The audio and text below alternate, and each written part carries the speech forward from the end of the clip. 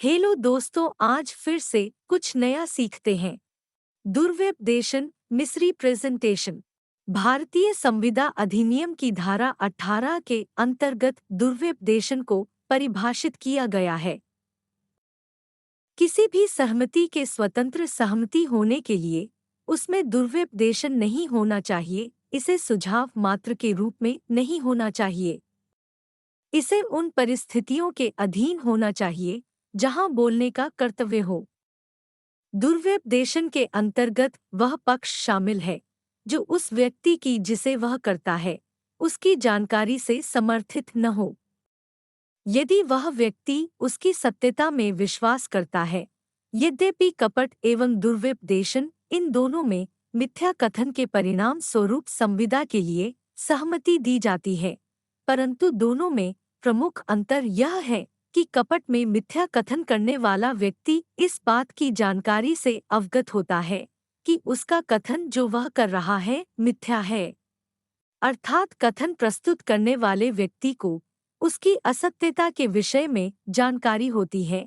यह कथन प्रस्तुत करने वाला व्यक्ति लापरवाही से कथन की सत्यता या असत्यता को जानने का प्रयास किए बिना देता है, जबकि मिथ्या दुर्व्यपदेशन में मिथ्या कथन करने वाला व्यक्ति या विश्वास करता है कि कथन सत्य है, यद्यपि वह कथन सत्य नहीं होता है।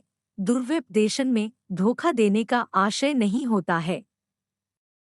इसके अंतर्गत निश्चयात्मक कथन शामिल है, जिसे देने वाला व्यक्ति उसकी सत्यता में विश्वास करता है किंतु वह सत्य नहीं है और उक्त बयान देने वाले व्यक्ति की जानकारी द्वारा वह समर्थित नहीं है।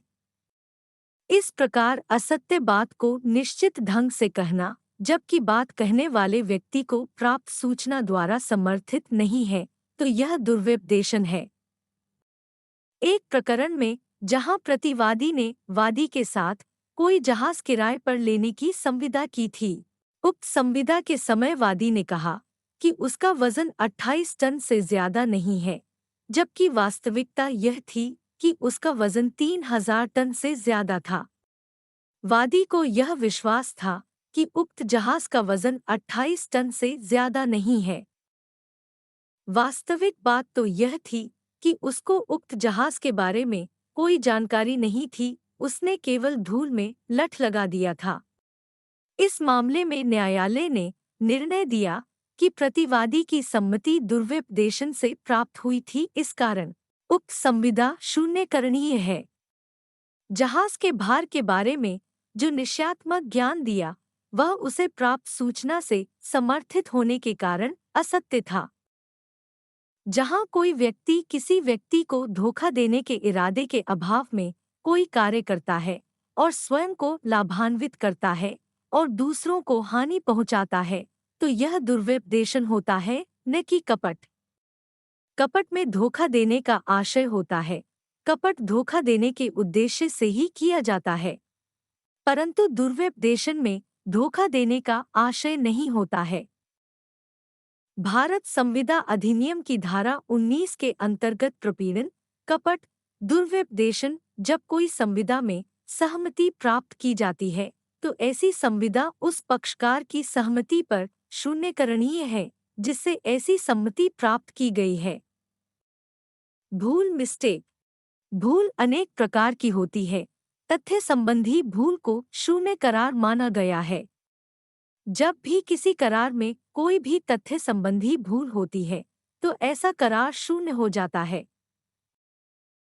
भूल निम्नलिखित दो प्रकार की हो सकती है: तथ्य संबंधित भूल, विधि संबंधित भूल। विधि की भूल कभी भी क्षम्य नहीं है, जबकि तथ्य की भूल क्षम्य है।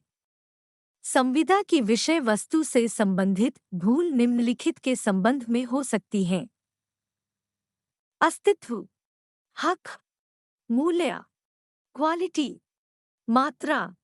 भारतीय संविदा अधिनियम की धारा 20 के अंतर्गत तथ्य संबंधी भूल को क्षम्य नहीं माना है। इस प्रकार की भूल के कारण संविदा को शून्य करार दिया गया है। जब संविदा के दोनों पक्षकार किसी करार के तत्वों की बाबत या विषय वस्तु की बाबत या वस्तु की पहचान या उसकी गुणवत्ता या उसकी मात्रा अथवा उसके मूल्य के विषय में पारस्परिक भूल करते हैं तो उसे पारस्परिक भूल कहते हैं। धारा 20 के अंतर्गत कोई करार तभी शून्य घोषित किया जाएगा जबकि संविदा के दोनों पक्षकारों की भूल हो अर्थात भूल पारस्परिक हो, क्योंकि एक पक्षीय भूल पर्याप्त नहीं। यदि संविदा का एक पक्षकार भूल के अधीन है तो धारा 20 के अंतर्गत संविदा शून्य नहीं होगी। उदाहरण के लिए ख से उसका एक निश्चित घोड़ा क्रय करने का करार करता है। करार के समय घोड़ा मर चुका था, परंतु करार के समय उक्त तथ्य की जानकारी दोनों पक्षकारों को नहीं थी। यह कहा जा सकता है कि भूल उभय पक्षीय होनी चाहिए।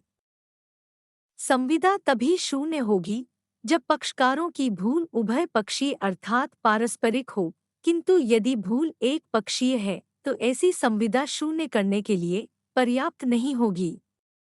न्याय प्रदान करने हेतु मामले का भली प्रकार अवलोकन किया जाना आवश्यक है और इस बात का परीक्षण किया जाना समीचीन प्रतीत होता है कि क्या संविदात्मक संव्यवहार में पारस्परिक भूल हुई है, अर्थात भूल एक ही पक्षकार द्वारा हुई है या दोनों पक्षकारों द्वारा। यदि भूल एक पक्षीय है तो संविदा विखंडित किए जाने योग्य नहीं होगी, अतः आवश्यक है कि भूल उभय पक्षीय हो। विधि संबंधी भूल। भारतीय संविदा अधिनियम की धारा 21 के अंतर्गत विधि संबंधी भूल को क्षम्य नहीं माना गया है। यदि कोई भूल विधि संबंधी भूल है तो यह माफी योग्य नहीं है तथा इसमें कोई अनुतोष प्रदान नहीं किया जा सकता।